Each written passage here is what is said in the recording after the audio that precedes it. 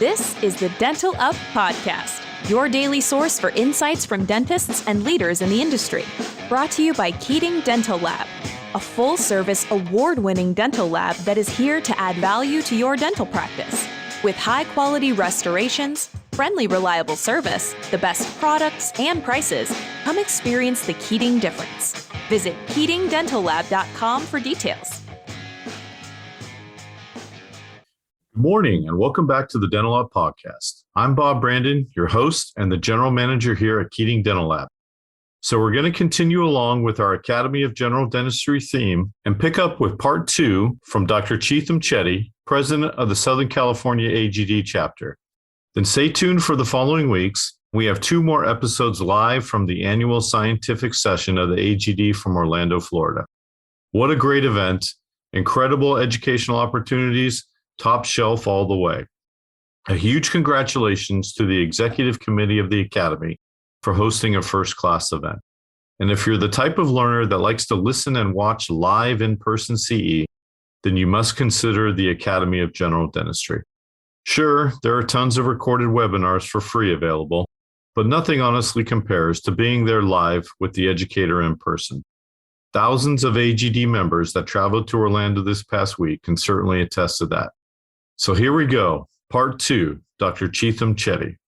I've seen some new Medit scans. Tell us about the Medit and when you got that and how you've incorporated that technology into your office. Okay, so backing up a little bit, the next big thing that I did in my practice was I bought a 3D printer.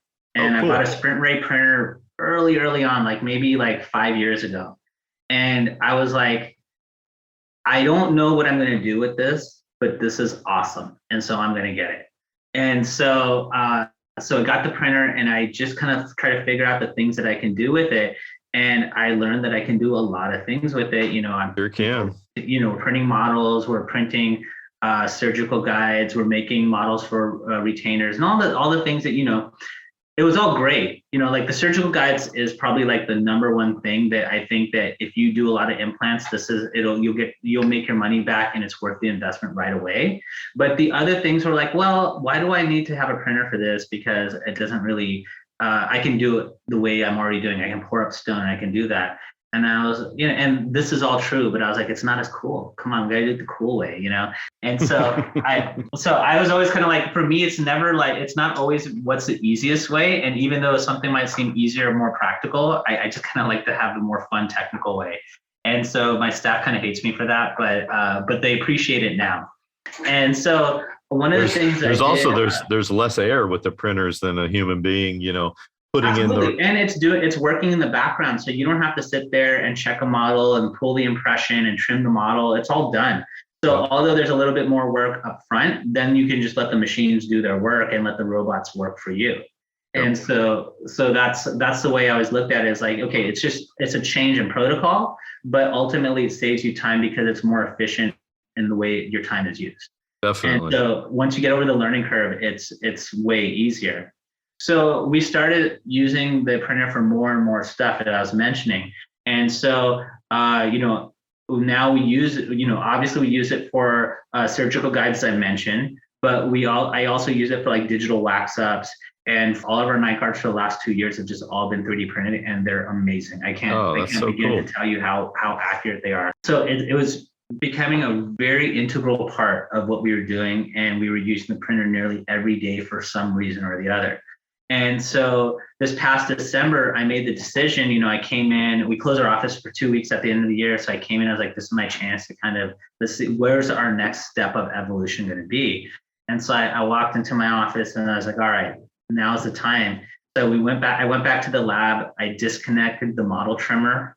And I didn't throw it away because I still have a lot of nostalgia for that model trimmer, but I put the stone away in the storage, put the model trimmer away. I disconnected all that stuff. I reorganized everything so that the 3D printer, all the other accessories that come with the 3D printer became central to what we do in the lab. Yeah, good job. So when they came in, I was like, yeah, there's no more models. Everything we do is going to be digital. And so, so of course they were excited, but also like, oh man, like, we got to do this. And so of course, we spent a lot of time. My head assistant, she already knew how to do everything. So I started training the other assistants on how to do things. And so now they all kind of have this workflow down. But it was a little bit of a change because obviously it felt like everything was taking longer, and it was only taking long because they were learning how to do it. But once they got the hang of it, we basically got rid of models completely. Other than, we got to do, dentistry repairs and things like that. You're kind of still stuck for the time being. But I was essentially, like even study models, all the records and stuff were digital at that point. And so we realized that, we have the CEREC and that's our workhorse.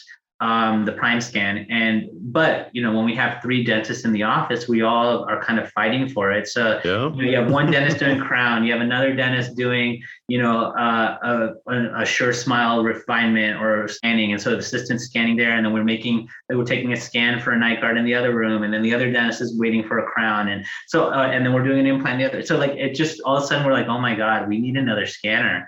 And so then, I thought, okay, let's look at, we need a scanner, but, we don't want to like invest again, like that amount, because we weren't there yet. Like we weren't using it to that level. So I just needed something as kind of a backup. And it's redundant. It would be adding redundant technology too. A little bit, right? And so like, the one thing about, the best thing about CEREC and the worst thing about CEREC is that it's a closed system. True. And so it's so great because especially for someone who's integrating it into their practice, it makes everything dead simple. And that's exactly what you want. Like dentistry is workflow. And if you have established workflows, everything works. You just have to understand the workflow. And CEREC hadn't already mastered that. And that's why I picked CEREC in the first place. They did. They sure did. But, now we're seeing that there's a lot of other competitors on the market. And I'm not one to not consider other options just because I've only used this one thing. And so I tend to want to look at everything and make sure that, because things change quickly, technology changes quickly. And just because that was the best thing a few years ago doesn't mean it's still the best thing. And so I wanted to look at the other options, and Medit, getting a Medit was in my mind for like 3 years before I actually pulled the trigger. And the Medit is, man, that thing is so cool. Like, I would say that the scanning technique is a little bit different from prime scan, and it makes you feel like the prime scan is leagues better in terms of scanning, but it's really just technique. The problem that we had was that we already had a prime scan, so we were used to scanning a certain way. Oh. But if we never had that prime scan and we were starting from scratch, the Medit would be so easy to learn. So we kind of had to unlearn, the Medit. Unlearn the prime scan so that we can learn the Medit. It was kind of like, well, you have to unlearn driving automatic to go back to driving a stick shift. Sure. And it's not good analogy. And it's not that the Medit is any lesser. It's just a completely different kind of scanner. And man, that thing is so cool. Like I wish I need to spend more time learning all the amazing things that you can do with the Medit. It's got so many different it's got these different apps you can add on. And, do things like I just saw, now it's got some AI night guards, which we can also do with the Sprint Ray printer. And so you have the flexibility of doing that. You have some really cool things about how it automatically recognizes the scan post and for implants. Right. And just it has all this other functionality that the prime scan doesn't have, and because it's supposed to be a much more diverse kind of device, and you can use it for so many things, and it's just really flexible. And the more I use it, the more I love it, and it's really great. And it's just given us an extra thing to use and to be able to use for different purposes. And so there are things that we specifically use a prime scan for, like if we're doing same day crowns or if we're doing Sure Smile, it's easier. But if we're doing almost anything else, I like to use the Medit because one, everything is on the cloud. And so we already have a digital record of everything that we need, and it's not taking up any space on my hard drives at work. And so then, and I can also access it anywhere I want. A lot of times I do a lot of this digital stuff when I'm at home. So it's nice to just have it remotely. I don't have to remote into the office and transfer or remember to do it when I do work. Yep. So that's really nice. It gives me the opportunity to go do different things with different labs or different partners. And, although you can do it with the prime scan, sometimes it gets a little trickier, but I think everyone is kind of seeing the benefits of being able to open up your platforms a little bit more.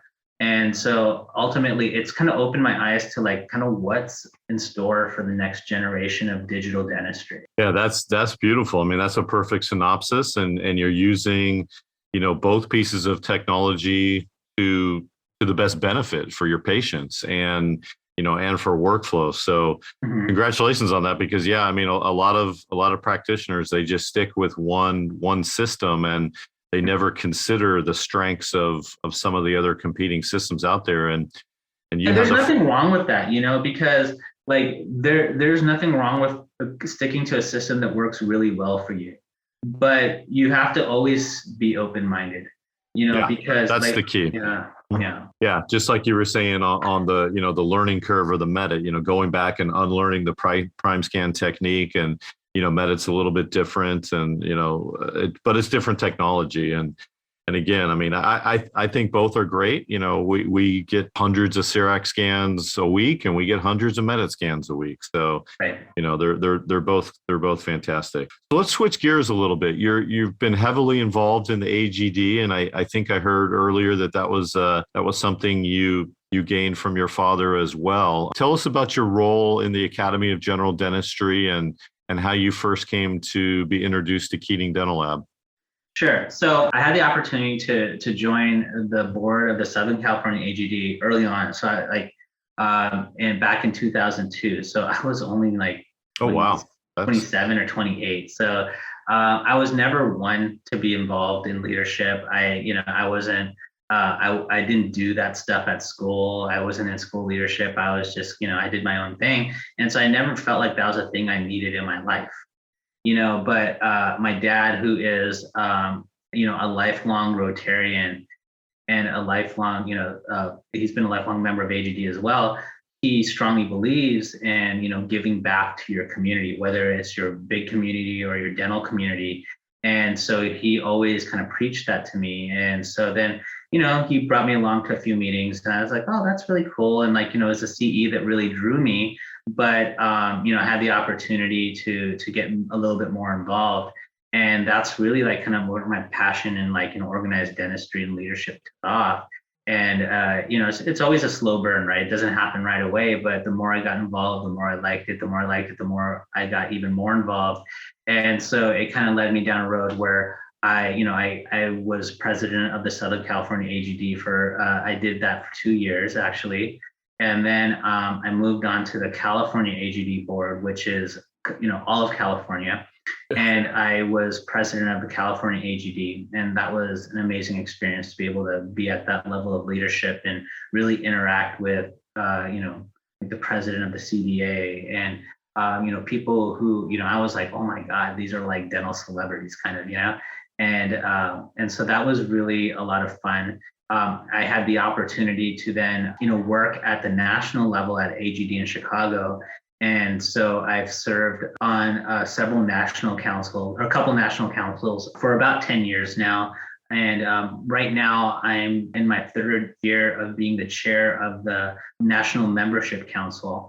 And so that's been an amazing experience. We've made some huge strides in terms of changing the way that our organization is looking at membership, because our members are changing, And I think the biggest example of this happened during COVID. We all realized like dentistry is going to not be the same when we come out of here, especially organized dentistry. And so we all felt it was important to recognize this and continue to evolve as our membership evolves. And so that's been really fun to be a part of this change as we have to recognize change. And I think that's the most important thing, is that whether you're talking about private practice or you're talking about, like organized dentistry, you have to recognize that, like, if you aren't changing, you aren't recognizing how the world is changing around you, you become a dinosaur very quickly. Oh, absolutely. I mean, yeah, the pandemic, changed literally every industry, and, especially absolutely. Dentistry. And absolutely. Yeah, it at least accelerated the change that was already happening.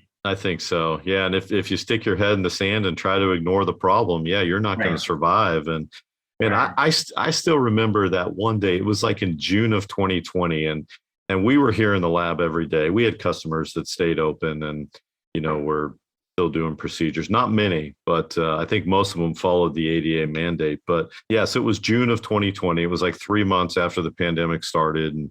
And I got a phone call from one of the executive directors of the AGD, and the offer was out there. Would Keating be interested in putting together a package for the AGD customers nationwide? And it was like, wow, what an unbelievable opportunity. I mean, I remember when that happened. I remember that conversation. Yeah, and I mean, truthfully, most of our best dentists already were like you and your father, and we're already AGD members. So for us, it was quite honestly, it was a no-brainer to really gain the AGD's trust and endorsement, and that's forever changed this business, this laboratory here. So yeah, it's been wonderful. It's been a wonderful relationship and partnership with the Academy of General Dentistry, and I look forward to many more years to come with that. So tell when I saw that Keating was coming aboard, I was really excited. Like, one, I was excited because I thought it was so important to have relationships with companies like labs or suppliers to really, again, offer excellent service to our members and have a trusted partner in that aspect of our practice. And to know that Keating was going to be that partner, I was really excited. I had, at that point, had not really worked with Keating, I don't think at all, but I had, like, what your reputation precedes you. And so I knew what Keating was all about. And so I took that opportunity to say, all right, let's start working together. And so I had the benefit of meeting Kevin at one of our Southern California AGD meetings, and we had a good talk. And it was funny because I talked to him, and my wife, who's actually the executive director of the Southern California AGD now, she had a really good relationship with Kevin, and she kept talking about how great Kevin was to work with and all the cool things that Keating was doing. And she kept telling me, you got to talk to Kevin, you got to talk to Kevin. And so finally I talked to him, and we had a great conversation. So I was really excited, and I had everything set up to start sending stuff out. And then we went to the AGD National Scientific Session last year in Texas, in Austin. And, so we were walking around just doing a little sightseeing, and lo and behold, Kevin's sitting there at a restaurant, outside, and he's like, hey. And so we ran to him, so we chatted with him for a little bit, and I was like, man, this is like fate, It was kind of random. And so it was kind of fate to see him, and it was nice of course, it's always nice to see him, but that for me, I was like, okay, well, it just seems like all the stars are lined up. And so I started really working with you guys, and it's been a lot of fun, because I think this is where embracing the change and the evolution is so important in dentistry. And you guys have done that, because a lot of labs that I worked with in the past, they were good, they were great, some of them were just okay, but one of the problems is they did not evolve, they did not embrace the change and evolve. So when I was like, hey, I need to send you a digital scan, they're like, well, we don't have that, or we need to send it to some other partner lab to get it printed, and so then we can wax up a crown. And I was like, what?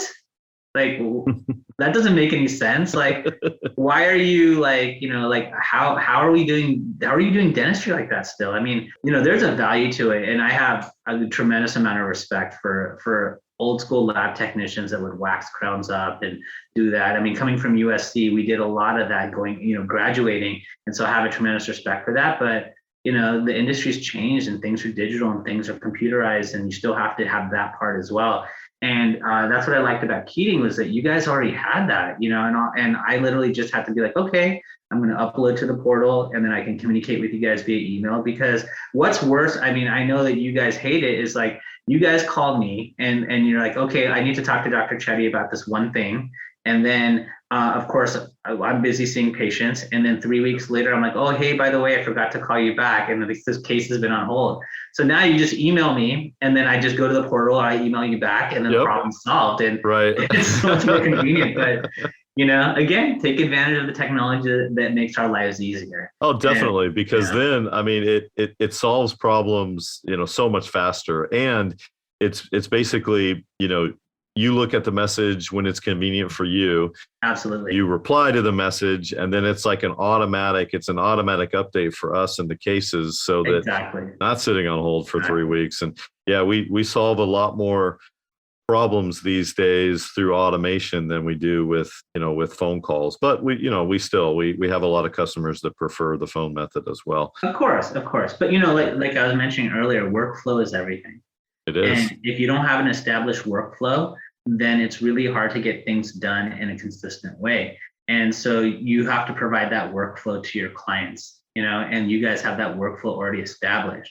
And so that makes it easier for us, just tell me what to do. And if you know exactly what to tell us, then it makes it easier for us to do that thing that makes your job easier, which in turn makes our job easier.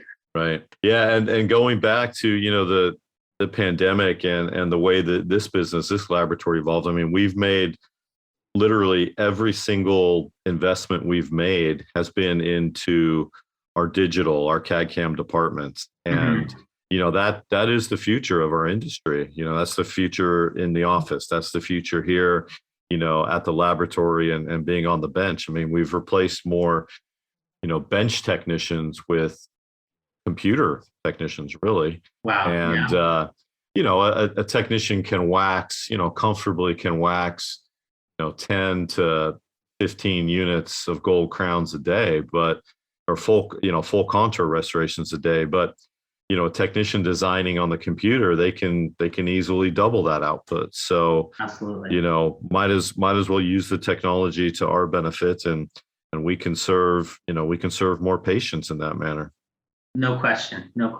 But also, you're offering cutting edge dentistry, right? So yep. if you are a dentist who is offering cutting edge dentistry, you need a partner who is going to be able to provide that cutting edge dentistry that you are going to in turn give to your patient. 100%. The business philosophy of the office and the laboratory have to mesh for the relationship to work. Exactly. Wow. So I've learned so much from you, but I don't know you as a person. What do you like to do in your free time? And tell me about your family and your children just a little bit. People always ask me, what do I do in my free time? And I'm like, I don't know. I try not to do anything, but of course that doesn't happen. Right. But I'm so lucky. I have a beautiful wife. Her name is Avani, and we've been married for 22 years. Oh, congratulations! And, thank you. And I'm 22 years myself. Oh, well, there you go. Congratulations to you as well. Thank you. And we have 3 wonderful kids. Our oldest, Ishaan, is going to be a senior at Whittier College this year. Wow! And I'm excited because he's already looking at dentistry as a career. And I swear I'd never said anything to him. He made that decision on his own. He's a smart young man. Yeah, for sure. And he's become very passionate about it. Actually, he does all of our night guard design. Oh, and good so for we him. do the scans, and then we send it over to him. And then, whether he's in college or at home or whatever, we just email him the models, and then he designs the night guard and sends it back to us. And he queues it up on the printer, and it's ready to print when we get back into the office. And so it's worked out great. Really well. It's all remote technology. Yeah. I love it. That's so great. When he told me he wanted to go into dentistry, I was like, all right, this is how we're going to do it. We're going to change the game. We're going to I want you to learn cutting edge dentistry. When you get to dental school, you're going to learn dentistry, but I want to teach you all the other stuff. He's going to be so far ahead of the curve. I hope so. But, I want him to be someone that's going to, again, change the game. Right. And so I want to set him up for that kind of success. And so it's exciting to have him, know that he's going to be that next generation. Our younger son, Rushil, he just finished his freshman year at UC Riverside, so he'll be a sophomore. And he's also considering dentistry and medicine. It's still early in the game for him, so I want him to just figure out what makes sense for him. But he's same thing. They both love the technology. They love all the cool stuff. And so every time he's like, "Oh, I think I want to be a doctor," I show him something else cool that I'm doing in dentistry. He's like, "Oh, well, maybe I should consider this a little bit more." And so I'm working on them. We'll see what happens. But it's been great to watch them continue to grow in their education and kind of figure out who they want to be and what they want to be. That's very cool. Yeah, for sure. And then our youngest is Diya, is our daughter, and she's 12 years old. And So anyone who's had sons and then have a daughter, they'll tell you it's a different game, but it's been a lot of fun watching her grow up, and it goes fast, man. It goes so fast. Does. And so if you ask me what I'm doing in my free time, it's really just spending as much time with my kids and my family as I can. As the years go by, I realize how fast they go, and it's one of those like, man, like I wish I appreciated that moment a little bit more. Because like all of a sudden they're just gone, and of course we heard this from our parents, right? And we didn't listen. We didn't listen at the time. And we didn't listen, and so I'm trying as hard as I can to really just hang on to every moment, and whether that means like we're a big basketball family, we're a family of Laker fans, and cool. So when it's basketball season, that is all we do. Everything is around whether or not there's a Laker game. No matter how good or terrible they are, everything is scheduled around that. And so if there's a game, that's what we're doing that night. And my wife knows that. And so a lot of the stuff we do is kind of around that. Is she a fan in her own right, or is she a fan by default now? Well, she is by default, but now she's become a fan in her own right. Oh, that's great to hear. Yeah. But yeah, even my daughter, she was a fan by default, but now she's a fan in her own right. Cool. Yeah. And so both my boys played basketball. So I coached them, through basketball, and then my daughter is, she's thinking about doing basketball as she gets, she's in middle school right now, but like, now she's, going to try out for the team and things. And so I'm really excited about that. Very cool. That's my one legacy that I need to ensure that they hang on to. So we spend a lot of time together doing that, or just, we try to travel a little bit more, especially over these last couple of years. We've kind of like, I think the pandemic was really good for us because, our kids were all getting a little bit older, and here they were forced to kind of spend time with us as a family. And we got all this time that we had lost, to spend together. I agree with that. I mean, especially, in 2020, we never had so many family dinners. I mean, and it was, as I said, look, we're going to eat dinner at 6:00 every night as a family until we all start getting busy again. And then sure enough, we started working 12 hours in the lab. My wife works in a hospital. Right. She was working 12 to 14, 16-hour shifts. And, we kind of lost that. But now that, we're actually trying to rein that back in again. Yeah. But you realize you're like, man, all this other stuff wasn't that important. Right. When the pandemic hit, and it was, I'm not going to say that it was a blessing, because it sure as hell wasn't, but it was a blessing as far as like our family goes in terms of like learning what's important. Yeah. And we got to rethink our priorities. Yes, for sure. And I think that helped. And we had a lot of fun. I mean, we did a lot of nothing, but it was fun doing that nothing together, just stuff around the house, like swimming, playing board games, binging shows together, and just doing fun stuff like that, going out, playing basketball. It was just fun family time, and it just kind of felt like when the kids were all smaller, and so, but we all got to do it together. Yeah. And so that was a lot of fun and a lot of growth. And so that's kind of carried on where we're all a lot closer. And so even though now the older ones are away at school, they still come back every weekend, and we still try to do things together and make sure we have family time. And it's a lot of fun. So like for me, like, any extra time that I have, it's all about family. I want to spend that time with them. And so, I wish I had other hobbies, but I really don't. Dentistry and family are really the things that drive me. And it's been awesome. And I have no issue. That's fantastic. You are excelling at both, and that's probably more than enough. And that's definitely more than most people can say. So yeah, that's awesome. Maybe I should work out somewhere in between all of that, but we'll get there. Right. One thing at a time. Exactly. Yeah. Well, Dr. Chetty, thank you so much. You've always been a wonderful friend and mentor to everybody here at the laboratory.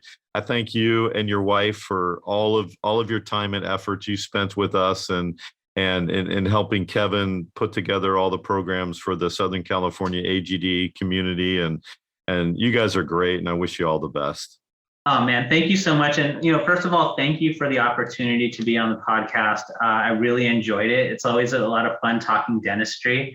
It's fun to kind of impart some of the things we've experienced and learned and share the things that I'm passionate about. So thank you for the opportunity for that. And again, thank you for supporting AGD. And it means so much.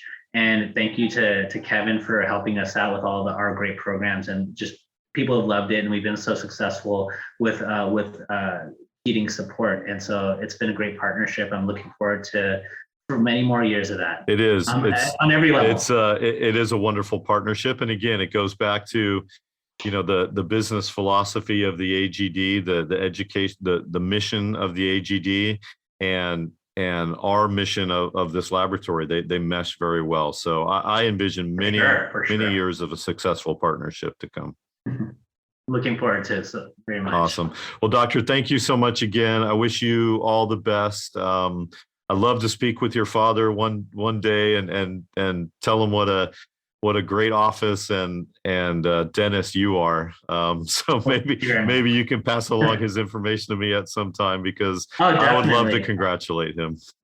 Oh, well, thank you so much. Yeah, I definitely will let him know. Okay, very cool. Yeah. All right. Well, thank you so much, Bob. Have a wonderful weekend. Take care. Enjoy your family, and we'll talk soon. Thank you for listening to the Dental Up podcast, your daily source for insights from dentists and leaders in the industry. This episode is sponsored by Keating Dental Lab, here to add value to your dental practice. With high-quality restorations, friendly, reliable service, the best products and prices, come experience the Keating difference. Visit KeatingDentalLab.com for details.